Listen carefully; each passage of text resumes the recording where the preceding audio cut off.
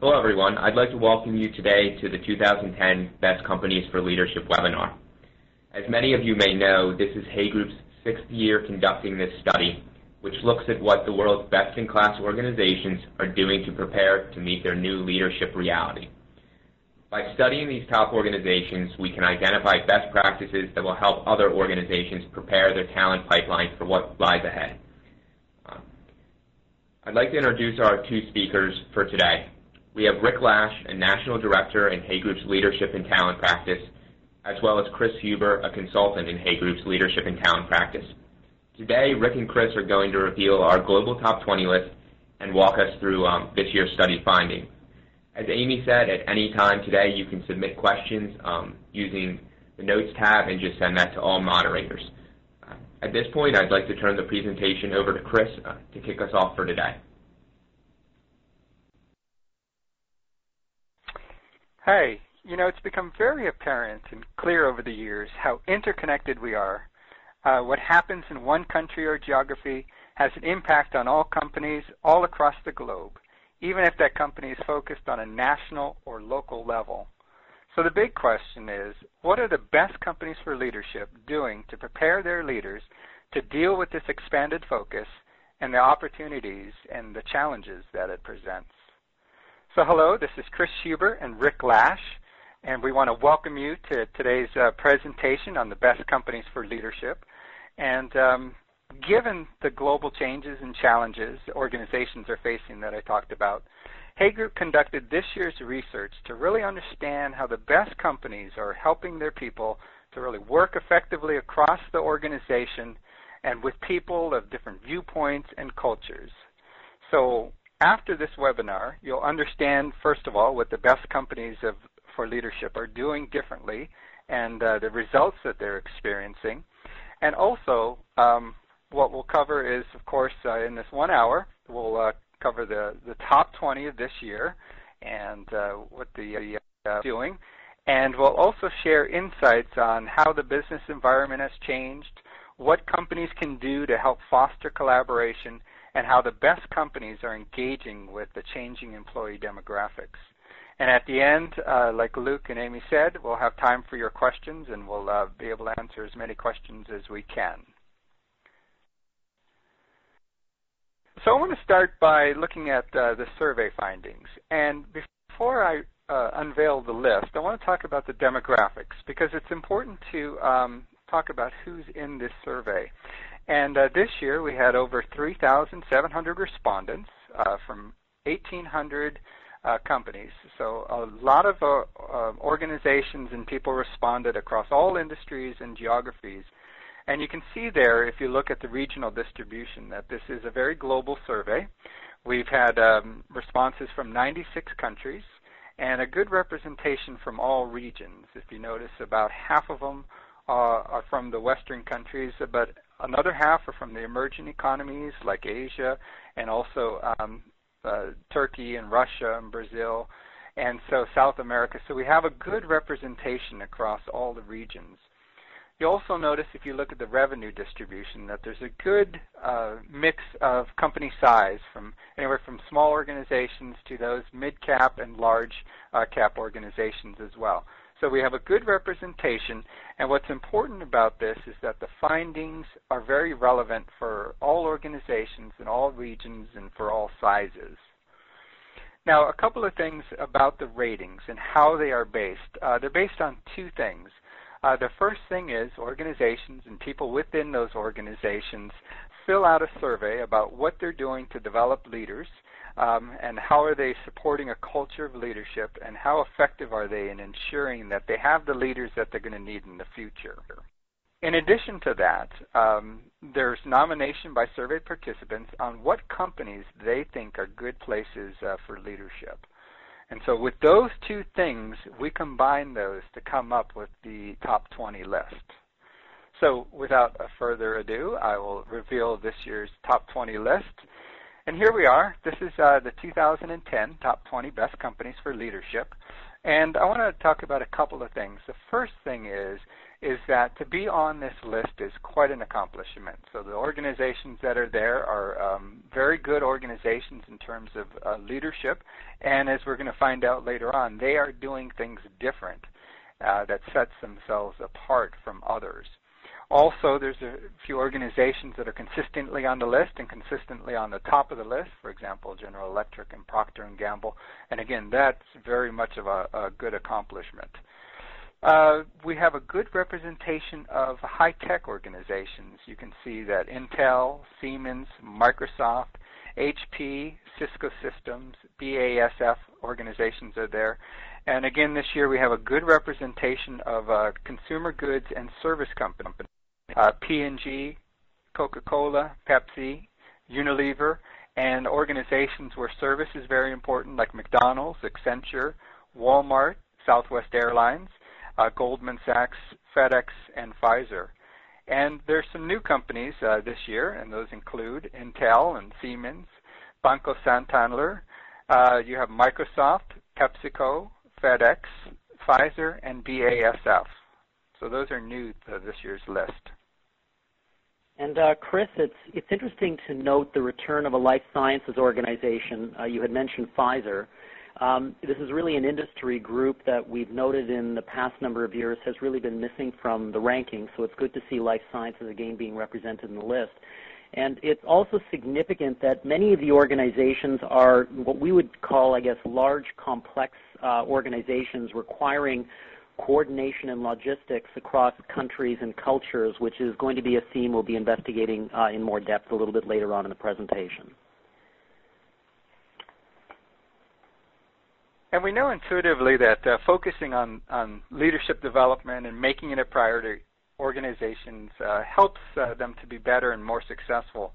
But by how much? And so what we wanted to do is we wanted to look at the best companies for leadership versus the S&P 500 in terms of shareholder return over time. And what we found was that indeed the best companies for leadership do provide better shareholder returns over the long run. And you can see here that many companies are performing well right now with the upturn that we've had. But in difficult times, the difference between the best companies for leadership and the peer group is much larger. You can see that the best companies for leadership did almost 3 times better in annual returns than the S&P 500 over 3 years and 6 times better over the 5 years. And it just goes to show that good leadership not only helps organizations to be successful during the good times, but in particular, and most important, it helps them survive much better in the hard times. And so as leaders in organizations, we'll want to ensure that we develop the kind of leadership that helps our company thrive both in hard times and also be ready and take advantage of the good times. So when you have a nice, robust pipeline of leadership that can help you then get through the bad times, excel in the good times, that's what makes organizations much more resilient. And we can see that there's a financial difference for the best companies for leadership versus everybody else. And it's not just in the financial parts. When we look at what the best companies for leadership are doing in terms of leadership, they are doing much better things around developing their people and are much better poised in terms of their current and future leadership bench strength. As you can see here, they help people deliver on goals that are more tied to the business. They have more people and provide more people with opportunities to develop their leadership capabilities, and they're much more efficient in creating good senior leaders. And as you can see here, they have a much better supply of internal candidates that are ready to assume open leadership positions. So what these findings suggest is that what any organization, and we as leaders or as professionals who work with leaders, should look at when thinking about their leadership and leadership development. And organizations, and we need to get much better at measuring the effectiveness of our programs, not only to the bottom line, but also in terms of our effectiveness with leaders. So let's start looking at some of the themes of this year's finding. And first of all, it's very important to note that the world is changing at a faster pace than ever. And as a result, companies need to be very change quickly, and if they want to continue to contribute to grow and also to compete in this new environment. Well, and Chris, the key trend from this year's best-in-class organizations is that business growth is really going to come through a harvesting of the best new ideas, really by bringing together technologies, people, and information to create not just best practices, but increasingly what we're hearing is what's being termed as the next. In other words, it's those products and services that will be able to compete in global markets. So best-in-class organizations are innovating more quickly.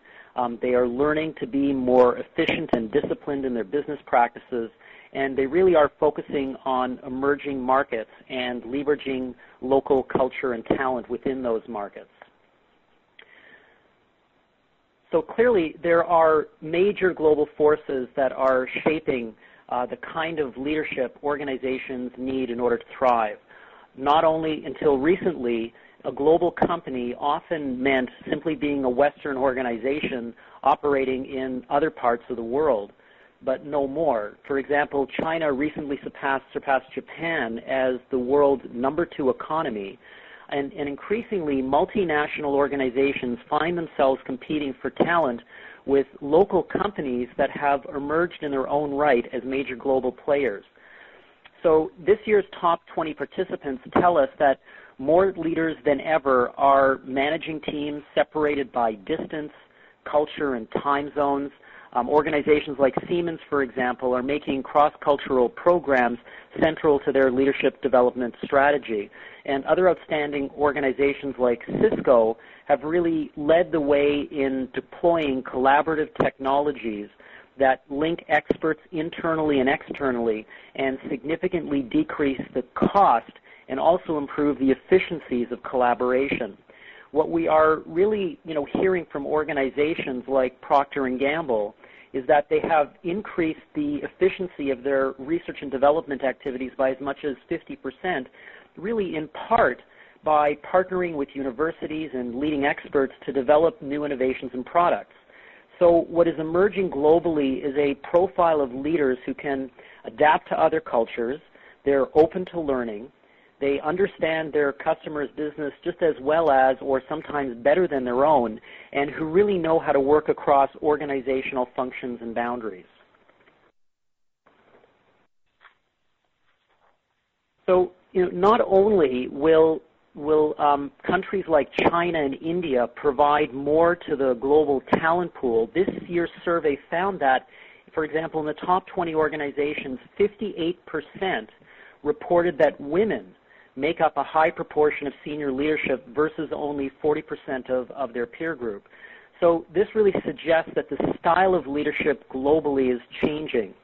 And as well, we'll share as a bit later on in the presentation, companies like Coke have implemented world-class programs to grow women leaders both inside and outside their organizations.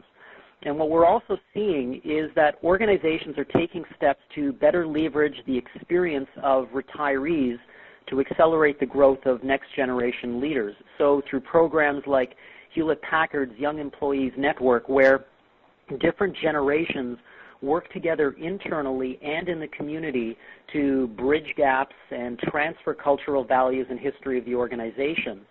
And also continuing the trend that we saw in past years, organizations and their leaders are finding ways to deliver business goals and shareholder expectations and doing good in the world. So whether it's Procter & Gamble building schools in Africa, Coke helping women in developing countries to set up retail stores, or GE investing in new smart grid technology to reduce carbon in the atmosphere, employees, leaders, and the public are demanding that, in the words of Bob McDonald, the president of Procter & Gamble, organizations must do good, not just do well.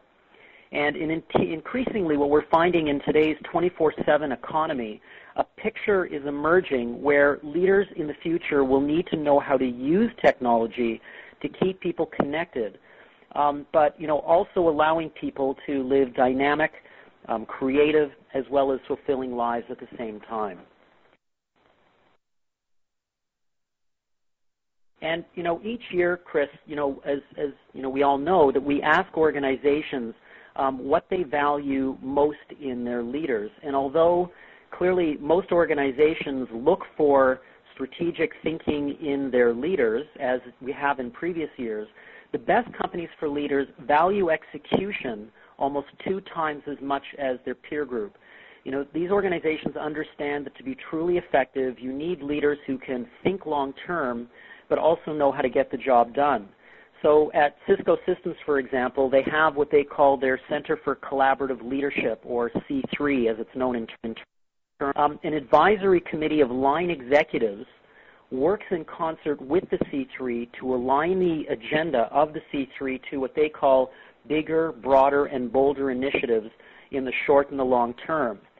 So, through targeted action learning activities and other forums, Cisco estimates that they have created, and we found the statistic quite surprising, they believe that they have created $25 billion worth of new value creation that is directly tied to real innovation in products, solutions, and other organizational changes. And just to quote one of the people that we spoke to at Cisco, they said, we don't conduct leadership development in an ordinary way. We make it relevant to the business by engaging and collaborating with the executive. So, this year, you'll note that we added ethics and social responsibility. This was a value that was rated twice as important in the best companies for leaders. And clearly in a decade that has seen once admired organizations like the Enrons of the world or the WorldComs, and even in the last couple of years, many financial institutions collapsed because of questionable business practices, it's very clear that organizations are being held to higher levels of accountability and ethical standards. The other thing, too, that we found interesting in this year's research is to note a little bit further on down the list that teamwork was rated lower by the best companies for leaders. And, for us when we first saw the results, it kind of felt a bit surprising. But what we found when we spoke to many of these best-in-class organizations is that for them, teamwork is really a table stake. And they recognize that it's important, but it is insufficient to drive innovation and business transformation. So at great organizations like General Electric, as they said, they know how to be good team players. But the real challenge is learning how to work across functions and businesses. So, and even, looking a little bit lower down on the list, the capacity to learn, even though this was ranked lower, the best companies for leadership value a leader's ability to learn and grow and consider it 3 times more important to have leaders who are open to new learning, can adapt themselves, and learn from experiences so they can continue to grow as leaders over the long term. So let's talk about globalization and collaboration now. And whether we like it or not, clearly organizations continue to become more global, and organizations continue to become increasingly flatter and more matrixed. And in the future, what we're seeing is this matrix is starting to look different. It will no longer just be North American or Western companies that are operating globally. It will now be companies from all regions, including the emerging markets, that will have to learn to be effective in a global environment and to operate in other countries than their own. And this will require leaders to be more resilient and to be able to have a cross-functionality capability. And as we said previously, this is going to be what is the engine for growth. So collaboration is becoming increasingly more important, not just within organizational hierarchies and across divisions, but also externally as well. And what leaders and organizations need to do is they need to be able to collaborate with suppliers, with customers, and with partners now more than ever, because the right solution that clients are looking for and customers are looking for may not even lie within an organization, even across areas or functions, but across organizations. And so, for example, in innovation companies, when we're talking with them, a lot of them say that used to be in the past, we could sell a technology solutions to buyers and they were looking for our technical expertise. But now we need to come to organizations with our insight and with how we can help the customers be better and how we can help the customers actually use our capital and their capital for success.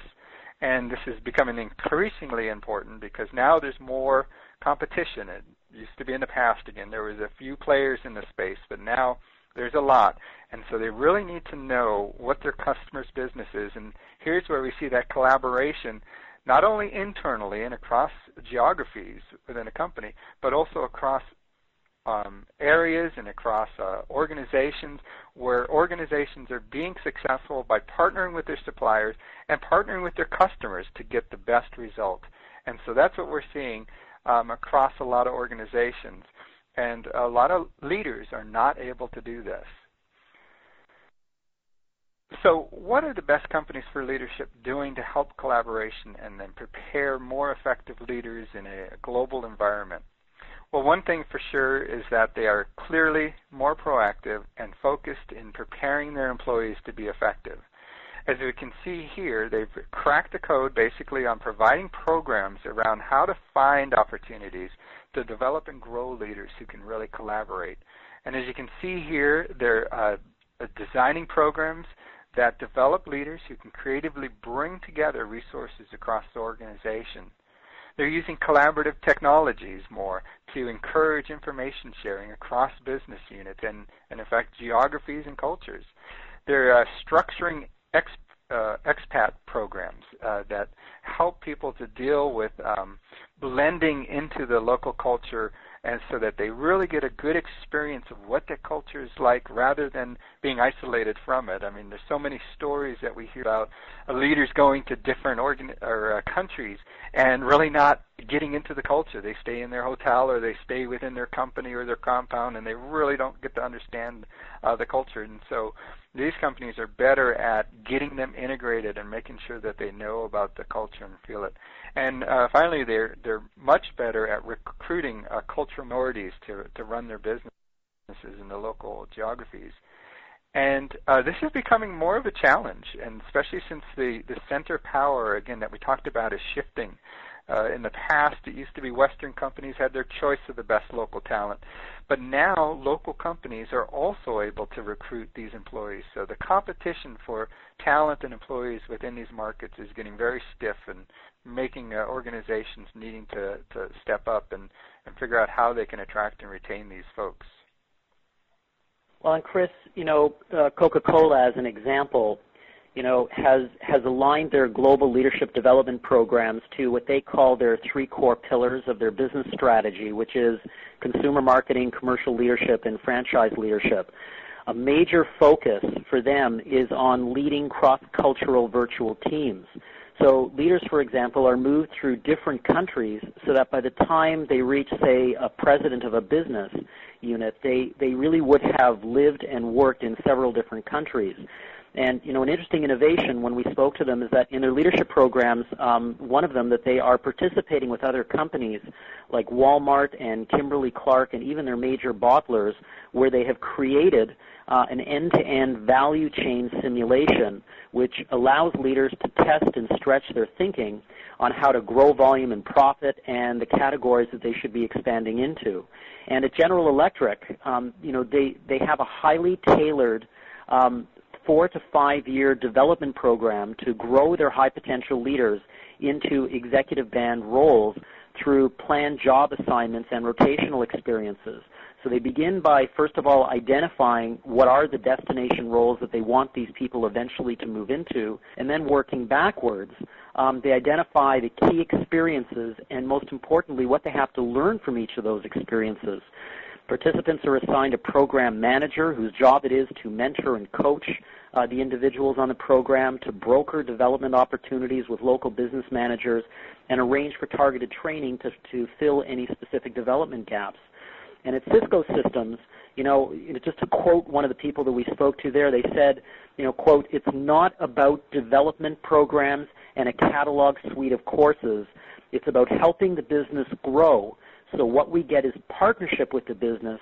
Then leadership development isn't the goal anymore. It becomes a discipline to grow the business." So, for example, their Acts and Learning program really has very little teaching.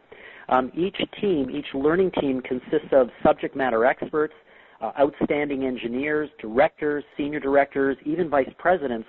They can all be participants in a global, cross-functional learning team solving complex problems.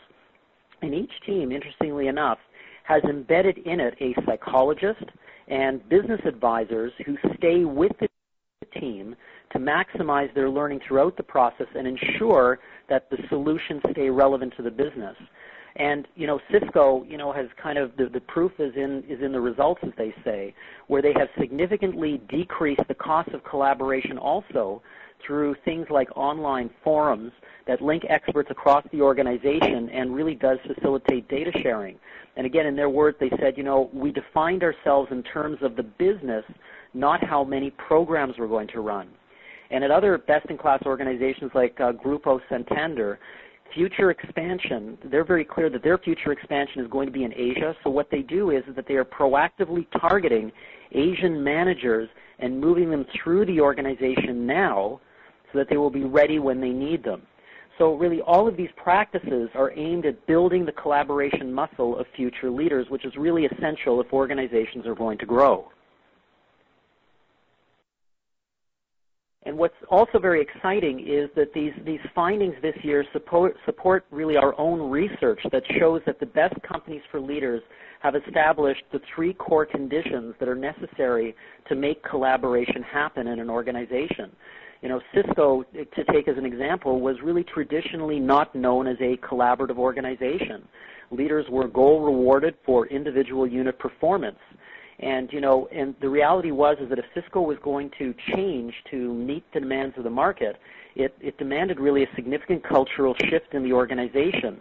But instead of just driving the culture change from the top, Cisco took a different approach. What they did was that they created a more collaborative culture through a change in their governance.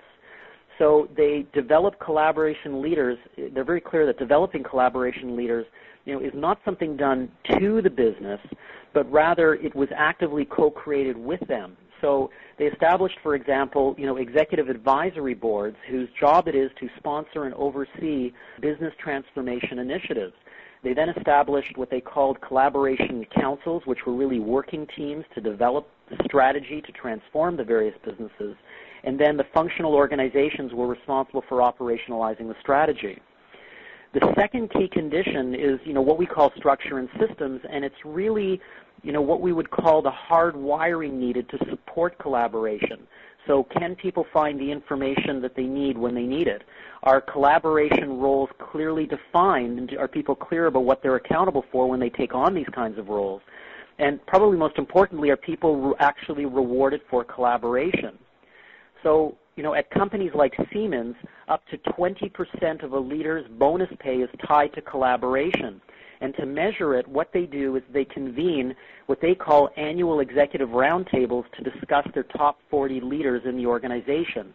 So these executive roundtables consist of cluster CEOs, regional heads, division heads, and other CEOs, and they decide whether or not the top 40 in the organization have been working together in developing joint solutions. And, finally, the best companies for leaders ensure that they have the right people in the right roles. What we have found in all of our work over the years is that leaders who are used to driving results and managing their own resources often have a very steep learning curve when it comes to taking on more collaborative skills and roles. The best companies for leaders develop their collaborative leaders early. At Procter & Gamble, sometimes that can be, up to 8 years out. By giving them early leadership experiences of cross-functional teams and exposing them to challenging businesses in growing markets, such as China. So this level of collaboration, allowed Siemens, to take an outstanding example, to provide the infrastructure for the recent Soccer World National Championships in South Africa.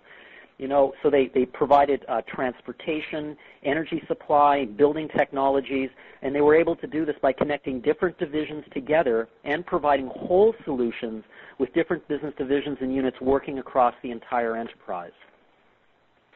So at the same time, organizations are struggling to be more global and helping people to work across different cultures. They also have to deal with this growing demographic differences found in today's workforce. And a lot has been in the news and talked about lately about new expectations of today's workforce, so we won't go into that in detail. But it is fair to say that there is a generational shift happening, and employees are looking for a job that allows one to live a meaningful life as well as to basically have a life. And people now are no longer want or even expect lifetime employment with the same organization, nor the rigid hierarchies that we're used to. So you can say that loyalty is down, both between the employee and organizations. Also, they expect to be able to balance better their work and other obligations, and they seek to have arrangements that give them flexibility, such as flex time or maybe even seasonal leave or things of that nature. So we can really see a difference in the expectations and how people work. And they also seek to generate meaningful and valued results within their organization, and if possible, in the world at large. So people and their expectations are definitely changing.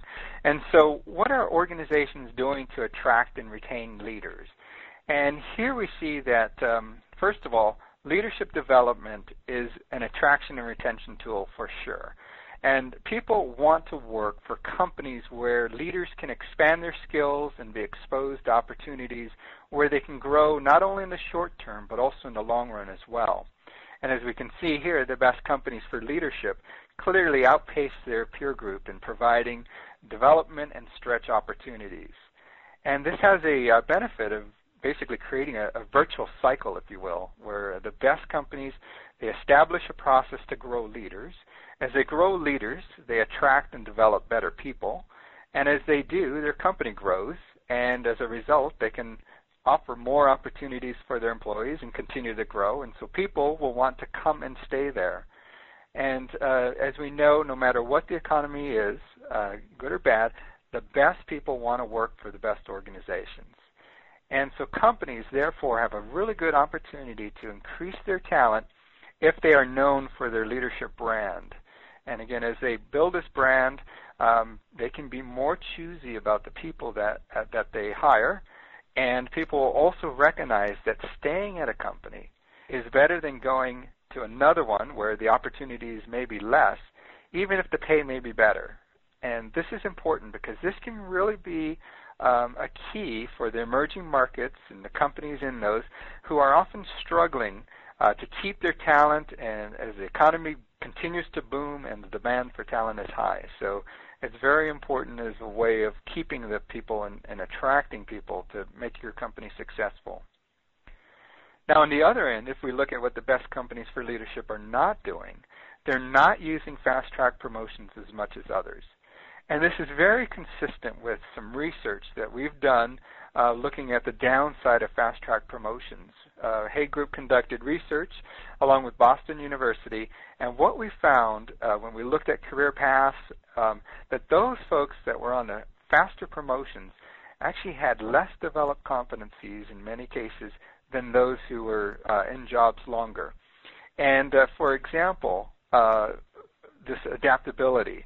And what we found was that the people in fast-track promotions really didn't have to live with their long-term decisions, and therefore they focused more on short-term and not long-term. And what we did is found that leaders who stayed in positions had higher levels of adaptability because they had to live with their decisions. They had to live with long-term and looking at things not just from making short-term results, but also how is it going to affect them long-term and potentially past their tenure as well. You'll also see that at the bottom there that money is not a differentiator. Now, don't get me wrong, it helps, but it is not a key. And again, because the best companies for leadership have that employee brand that we talked about, employer brand, they don't need to use higher pay and bonus opportunities as often. And this is very consistent with other research that we've done and our Fortune Most Admired results that we have that show that, again, the Fortune Most Admired don't have to pay their people at the low end as much because they have a brand that attracts people and gets the people in. Now, they're high performers and they're senior leaders, they pay very well, but they don't have to pay it at the bottom end or because people will come and they will stay because of the company and opportunities there?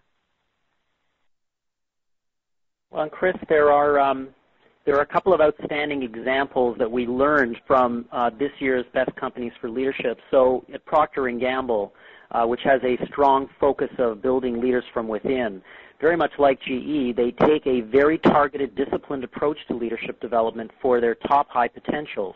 They identify destination roles, as I mentioned earlier, up to 8 years out, and then they plan their assignments. So not only does it provide the critical development experiences, but the process also separates the top talent from what they call the continuity players, while creating a very, very strong culture. So, for example, each year Procter & Gamble ranks and stacks their high potentials. Vice chairs meet regularly throughout the year to review their top talent. Every quarter, divisional presidents meet to identify successors, and this talent review process is repeated at each level within the organization. And organizations like Procter & Gamble also are continually learning from other disciplines, including the military, and they gave us an example of a recent visit they made to West Point, where they are learning how to, in using a military terminology, how to lead in a VUCA world, where VUCA stands for volatile, unpredictable, chaotic, and ambiguous. You know, Hewlett-Packard runs what they call their Leading for Results program.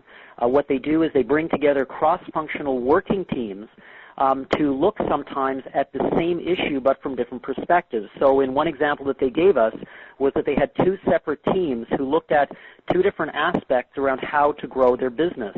From the vantage point of one group focused on sales, the other one from the perspective of the supply chain. And in the end, both teams came up with such innovative ideas that they were both adopted, which ultimately transformed their supply chain performance throughout the business. And the Best Companies for Leaders do a much better job at adapting to the changing needs of its employees. As you can see here, they've done a better job at taking care of new parents who are returning to the workplace and making the transition back to work easier. They're making it easier for people to work from home and giving them flexibility around that. The leaders are focused on creating a higher environmental standards, not only for internally, but for the communities around them. And the good news is, overall, it appears that most companies are paying male and females the same rate of pay, so that's good to see. And, Chris, it's interesting that, we were talking about Coca-Cola. This is an organization that has long been recognized as a leader which goes to great lengths to smooth the transition to new countries, providing cultural and language training for staff and their families, along with many other services. And, Coke is also every bit as ambitious in the wider world. So recently they launched a program that they call 5 by 20, and this is really quite an inspiring goal, where the aspiration is to empower 5 million women by the year 2020. And they will do this by providing them with equipment and business training, really to help women, primarily in emerging countries, to set up retail shops around the globe. And what's more, Coke has tied this program to its own workforce diversity initiatives, which involves mid-level women managers to accelerate their own development by mentoring new entrepreneurs. And Coke also focuses specifically on women in leadership, where their target is that over the next decade, their goal is to have 50% of women in leadership roles throughout their organization. So, and also, we are seeing, increasingly that global organizations are focusing their leadership development initiatives in growing markets like India, China, Indonesia, Russia, really accelerating the development of people who were born and raised there, rather than bringing in expats, which typically has been the case in the past. So, in conclusion, we always, from these kinds of sessions, want to take away at least, 2 or 3 concrete ideas that we can go back and use in our own personal lives as leaders, but also to help our organizations to grow and to develop. And what we have seen in this year's research is an evolving picture of leadership where, the goal is not developing more leaders, it is to transform the business and drive growth. We have seen an emerging picture where collaboration is perceived as a key enabler to innovation and delivering whole solutions, where the Best Companies for Leadership establish the governance to ensure close partnerships between human resources and business leaders to drive business transformation. And also we're seeing an emerging picture where team learning is becoming a primary vehicle for leadership development. And of course, all of our Best Companies for Leadership have clearly said again and again that their focus is on emerging economies as the source of their continued growth. So if we're to come away with 2 or 3 practical things that we can apply, we just want to close with talking about sort of our key takeaways from this year's research. And the first is that the Best Companies for Leadership know that they need to continue to develop leaders with a true global perspective by providing experiences that give their leaders a broader view of not just their organizations but their markets, the impact that their organizations have on society at large, and in the environment in which their businesses operate. And it's very clear that in our discussions, for example, with Bob McDonald, where he said that one of the first things that he does when he speaks to leaders is, what are you doing in your leadership outside the organization? So the key lesson to take away here is look closely at how you're developing your leaders, and are you providing those opportunities for them to develop that broader perspective, but also, again, in the words of Bob McDonald, for the organization to do good, not just to do well. And so the term that I think, resonates with us very strongly is this concept of the emerging importance of purpose-driven leadership and how organizations best position their leaders to be able to develop that broad purpose. The second is that, increasingly we've seen a focus on building effective collaboration capabilities. Organizations are going to need leaders who can inspire and manage a global workforce and bring together diverse teams, with increasing leaders having to lead virtual teams with people they don't see necessarily but nevertheless need to inspire and keep aligned. So the Best Companies for Leaders are really helping leaders to become more effective collaborative leaders, providing more opportunities for them to experience different cultures and a range of different businesses and markets. So a key takeaway here is, again, looking at your leadership development initiatives. Are you providing opportunities for leaders to learn together as a group, and making sure that those groups are diverse, where people will have the opportunity to experience people operating in different cultures and across different business disciplines? And finally, and perhaps one of the most important messages, is do not develop your leaders in a vacuum. The Best Companies for Leadership know that they are developing their leaders. They know what they're developing their leaders for. They are better at understanding the future roles needed to drive growth and the experiences leaders will need in order to be able to ready them to take on those roles. They take a long-term generational perspective in the development of their leaders. And, there is the old saying that it takes a village to raise a child. Well, clearly it takes an organization to raise a leader. And this concept is very much alive and well in the Best Companies for Leadership. So again, a practical takeaway is to look at how you're developing leaders, and have you very clearly defined what is it that you're developing your leaders for, what do those mission-critical destination roles look like, and then work backwards to identify the critical experiences and critical skills that leaders need to have in order to be successful. Thank you, Rick. Well, we know at Hay Group that with working with leaders that they are very busy people, and you are very busy. So I want to thank all of you for taking the time to participate in this webinar and for making leadership a development and growth a priority in your organizations. And now what we'd like to do is spend the rest of the time taking some questions that you have. So Luke is going to look at the questions that you've been sending in, and we'll try and answer as many of those that we can. Thanks, Chris. We've had a lot of questions come in during the session, so we'll try to get to as many as possible. Before we start the question and answer session, though, I just wanted everyone to be aware of some additional resources we have. If you'd like to learn more about the study and this year's research findings, I direct you to visit the Best Companies for Leadership microsite, which is really your best resource for all the findings that Rick and Chris walked us through today. So with that, Chris, we've had a couple questions come through, and maybe you could answer this around what the exact criteria that was used to create the top 20 list this year. If you could just talk through that again. Sure. Yeah, I think it's important to note that there was two main things that we used in order to come up with the top 20 list. The first, again, is the nominations of people who fill out the survey of companies who have a reputation or are known about developing leaders. So that's that employer brand that we talked about and their leadership brand. So how well are organizations known for producing good talented leaders? The other piece was surveys that organizations and people within organizations completed that looked at how are they developing leaders? What are they doing around that? Do they have a good pipeline of leadership that's available to meet the needs?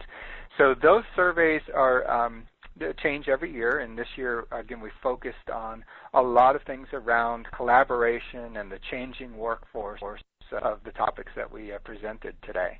So combining those two things are how we came up with the top 20 list. And again, very global breadth of people in the survey this year and across different sizes of organizations as well.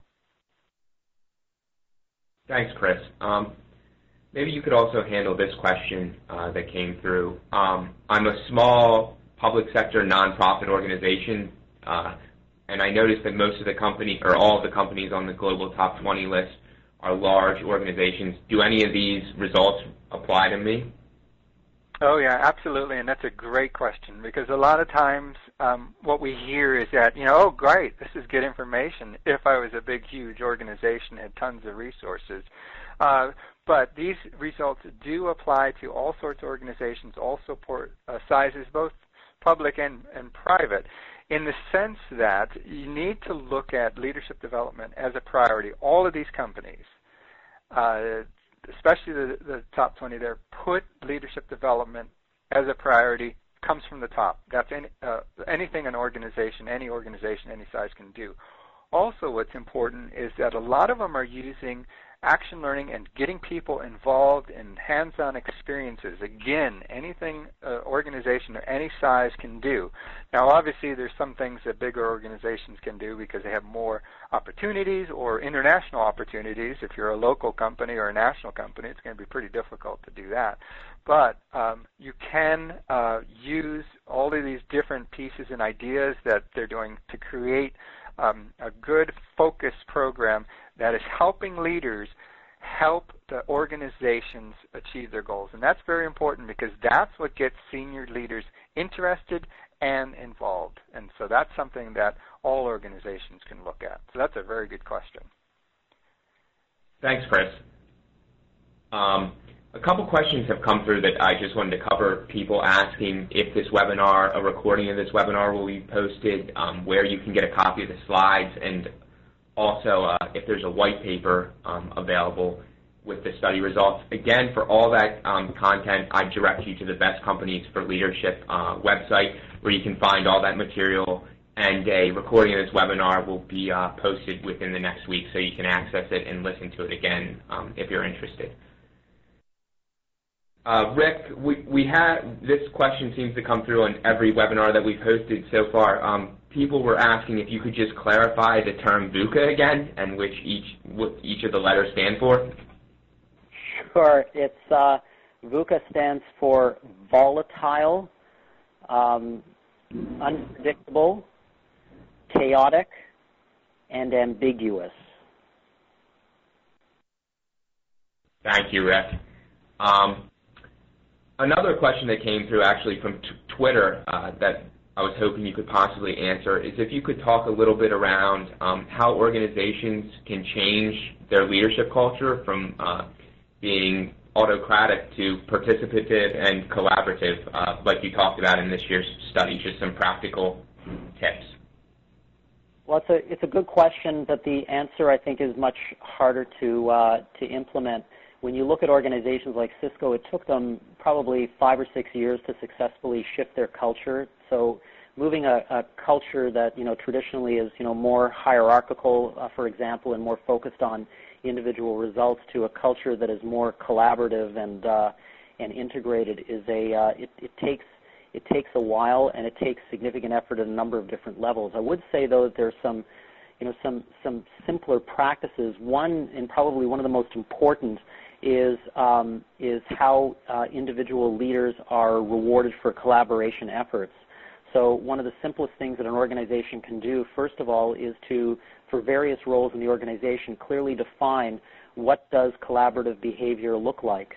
Some organizations have defined it in terms of things that they can measure. How many times did you provide assistance to another department? How many times did you bring in a best practice from another area? How many times did you give up a resource from your own to assist in other groups to achieve their goals? So those are the first steps that an organization has to identify how they'll measure collaboration, and then it needs to be built into their recognition and reward systems. And we gave a couple of examples of organizations that actually base a certain percentage of their bonus on whether or not leaders in fact are acting in a collaborative way. I think that the other thing that is important for organizations is to reduce the barriers to collaboration. Collaboration by its nature is it's costly, and it's costly in terms of the time that people have to put in to get together to collaborate, and costly in terms of sometimes the difficulties in finding the information that people need. So another simple solution is, and this goes back to sort of the notion of you need the hard wiring to make collaboration work, is to set up, is to use collaboration technologies. We've seen organizations, for example, very effectively adopt social networking technologies to connect people internally. Cisco Systems has for those of you who are interested, on their, if you just do a Google search, they actually have they've developed a booklet on sort of key steps to go through in trying to implement better collaboration in your organization by leveraging various kinds of technologies. So I'd suggest people look that up. It's very helpful, and will provide you with other practical tips as well. Thanks, Rick. Chris, another question came through. I believe you talked about this slide. If you could talk a little bit more about what the downside of fast-tracking leaders can be, and a little bit more in depth. Yeah, there's a lot of things that, the old adage was, let's move people up as fast as we can and move them up to senior leaders. And a lot of times, one of the interesting factors, if you look at how jobs are structured, the size and the shape of them, we've done, and I think we talked about this last year as well, that there's different types of roles. So there's like a role that may be potentially just operational, line roles where there's high accountability, or on the other side there may be these roles where people need to be more advisory but don't have as much of a direct tie to bottom line results. And so what's important is that people get experiences in all the various types of roles, as well as moving up a function quickly. And that may mean that people are moving laterally, because you don't want to move people across and up. You want to move them very thoughtfully. So that's something that organizations need to think about as well, as opposed to just moving someone straight up a function and saying, hey, now they're a VP of finance, now they're ready to take on the company. A lot of times that doesn't work. So other things that look at, there's a whole bunch of competencies that might not be developed, but the amazing one was that adaptability one, which just seemed counterintuitive until you really look into it. Thanks, Chris. Rick, I know you covered this some in the conclusion slide, but someone asked if we could talk a little bit more about the rotation plans of the top 20 companies. Specifically, you talked around how development plans are sometimes laid out 8 years in advance, and what foundations the top 20 companies really use to make sure these plans are successful long term. It's a really excellent question, and we're very impressed by organizations like GE and Procter & Gamble, but you don't have to be a GE or Procter & Gamble to do this, because it doesn't require huge amounts of resources. What it requires is discipline and long-term commitment. So what these organizations do is that they have, take GE as an example, they take cohorts of high potentials. Each year, they might identify, a group of, between 40 to 60 individuals who come from the various businesses, And they're provided with an orientation. They are provided with background around what's going to be expected of them over the next several years. They're provided with the details around what roles they likely will move into once they come off program. They're assigned, a program manager who kind of acts as a den mother who is responsible for this individual course of their development, and so that they are receiving continuous mentoring and coaching by their assigned internal, program manager. But what they are also, what these program managers are responsible for too, is shepherding them through the right experiences. So one of the things that organizations like Procter & Gamble and GE do is that they're very disciplined about the kinds of experiences that people will need and how they naturally will progress. So they're very good at sort of managing the stretch in various roles. Whereas in other organizations we've seen, where you've identified a high potential, you figure, great, let's just throw them into a particular job or role without really thinking about, is this an appropriate role for them to develop the skills that they share, and are we potentially overstretching them and potentially burning them out? So these organizations, first of all, understand the roles that these people need to move into, but they're also very good at mapping out the career path to identify what are the appropriate roles these people need to have and the other kinds of experiences they need to gain.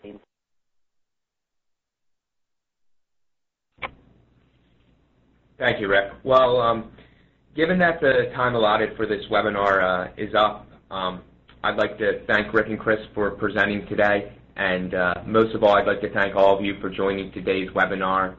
Again, I'd encourage you to visit our Best Companies for Leadership website, and if we weren't able to answer your question, we will be posting them to our Hay Group LinkedIn group to discuss some of the issues more. So I'd encourage you to go on LinkedIn and search for that group or find it through the microsite and just continue the conversation there.